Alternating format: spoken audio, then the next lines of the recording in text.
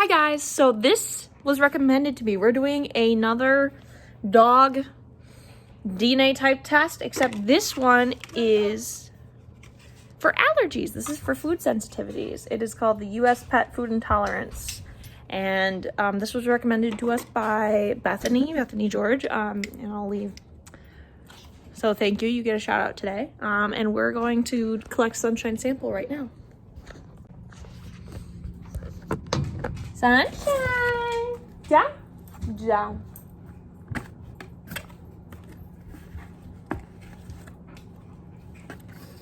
So here, leave it. Toby, go. So this says 5 or 6 hamsters is enough, no matter how long the strands are. Please be very careful. Remove hair from the brush and place it in the grip bag and write on your pet's label the order number, which is found in your email. We also supply you with a small clear collection bag, sample of food, treat, shampoo. We only need a small sample. Please also recycle the box.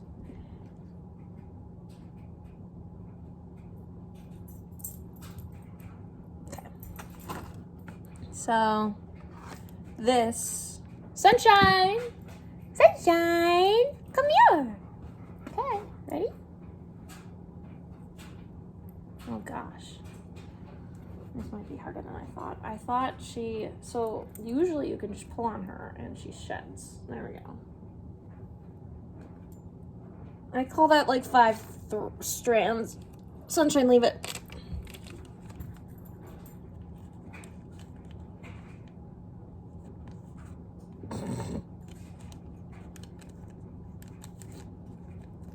And then here.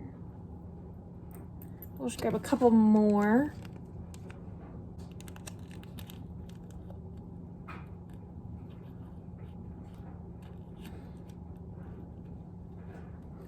All right, so there's that, and then I have to go get her Purina and Pro Plan for the food sample.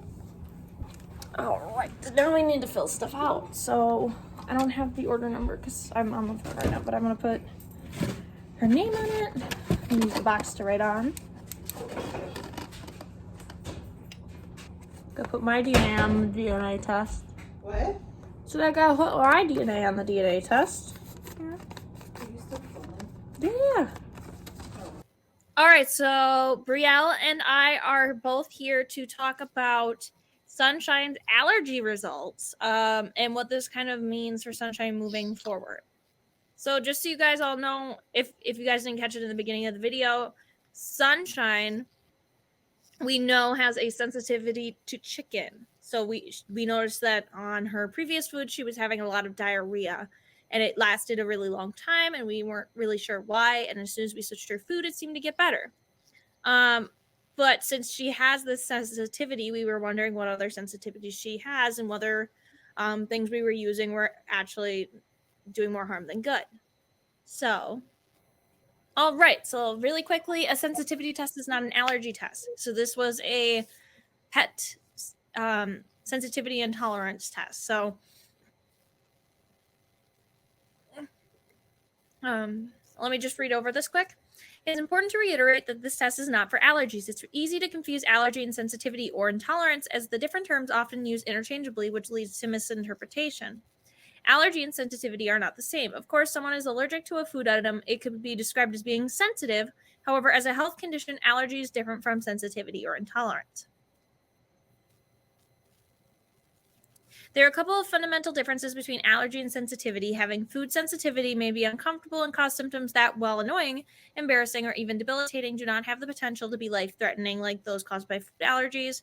Food sensitivities can change over time. It can often be overcome through implementation of a food elimination diet and or improving gut health. However, food allergy tends to be lifelong. An allergic reaction involves the immune system and cells called antibodies, where this is not involved in sensitivity. Hair testing does not test antibody levels. Therefore, this is why it cannot be used to test allergies.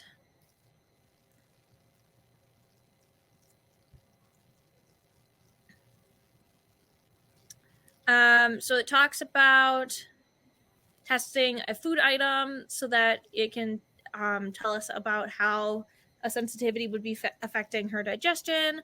and being able to eliminate and reintroduce it might help. Is just basically it's giving some overall information. We don't need customer testimonials.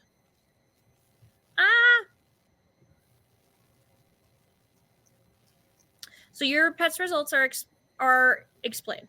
So a sensitive reaction is in red. These are food items that our testing shows your pet has a sensitivity to.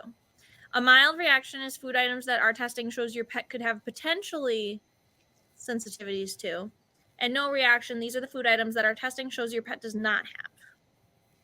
So your pet's food sensitivities overview. So this was from the hair sample. Sensitive reaction includes agar, almond, artificial peanut butter flavor, corn, gelatin, ground oats, potato, rabbit, rice, salt, soybean meal, steak, and tomato sauce. These foods have been identified as those which may be causing or contributing to physical symptoms. We would recommend removal of these items from your pet's daily diet using a structured elimination diet. And then the mild reactions, acid phosphorate, artificial beef flavor, artificial duck flavor, artificial turkey flavor, bacon, brown bread, carrots, cheddar cheese, chicken flavor, cottage cheese, duck, egg, goat, ground beef, ice cream, lactose, leek, milk, parsnips, porridge oats, sodium acid phosphate, and sour cream. We would always recommend prioritizing the removal of the sensitive items before the mild reaction. It's also worth considering that these items may not specifically be causing symptoms. However, having a number of mild reaction items in the same meal or day can lead to symptoms. So she's sensitive to a lot of the artificial flavorings, which is not abnormal for most dogs. The artificial flavorings that are usually made in dog treats and dog food are really not that healthy for your dog. Luckily, if you go like the main things that she's allergic to are like beef, so like, you know, ground beef and like steak and chicken. The beef allergy is definitely not uncommon for dogs. So, you know, that was kind of expected. The chicken is a little bit more inconvenient because a lot of dog treats and food have chicken. Mm-hmm. And it's weird considering, as you just heard me talk about, chicken was causing her to have a lot of GI issues, and this is listed as a mild reaction. So I can only imagine what any of the sensitive reactions would do. So basically, they give us a nice detailed list of what is okay and what isn't okay.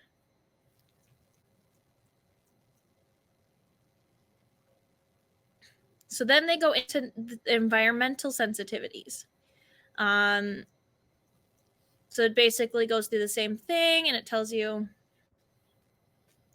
So her non-food sensitivities, she had a sensitive reaction to rubber and stinging nettle, which I don't know what a stinging nettle is. I'm going to assume it's a plant. It's a plant. Yep. And then she had mild reactions to aster, bamboo, beech tree, chili pine, hawthorn tree, wasp, and wool. So I think with the wasp, doesn't that mean that like if she gets stung, she'll have a mild reaction? She'll have a mild reaction either way. So. Oh, so even if she's like standing by it? No. If she gets stung, she's going to have a mild reaction either way. Oh. And then no matter what happens. So I can't wear anything with wool in it? Probably not sweaters. I wouldn't do that. So then it gives you a list of all of the different things that they tested for and where your dog's stuff lies on it. So then we turned in her pre and pro plan, sensitive stomach, salmon, and rice, and drum roll. She's having a very sensitive reaction to it, which is weird because I feel like the previous food, we could visibly see that there was a reaction to it. And this one, she's still having a lot of like skin issues and gut issues, but like the gut issues aren't as bad. So it's kind of hard to determine how it is exactly affecting her. But we know that it is affecting her. So that's the end of the test. So Brielle, how do you, as I guess a dog trainer or someone who's good with dogs, how do you use this information going forward? How do you think I we use should it use for this what information going specifically? forward? Well, I would say that this information can be used to make sure that we are giving her food and treats that are setting her up for success. And that's kind of it. We just need to make sure that we're setting her up for success in terms of what she's Because eating. the more things we give her that are on her sensitivities or her mild reaction list, the more possibility there is that it could cause her issues, whether it's GI or skin or even behavior. Some dogs go, hey, my body really can't handle this, so I'm going to be like really hyper crazy, because that's what you were saying what happened with Arlo, right? Arlo was on a food that he did not handle well, and he did a lot better after we switched his food. But you said he got like really hyper, right? Like Yeah, behavior he wise, just basically behavior changed. he did not have an off switch. It was a real struggle because it seemed like he was just like endless energy and then no off switch, and it was a lot. So yeah. Yeah. All right. Well, thank you guys so much for watching this video. If you want to try the allergy test, I will link it in the description below. Thank you again to Bethany for sending this to us, because I think this will really help us going forward. Anything else you want to say? What is your saying for every subscriber? For every subscriber that we get, it's another subscriber that we have. Okay, cool. Say bye. Bye. Okay, bye. End broadcast.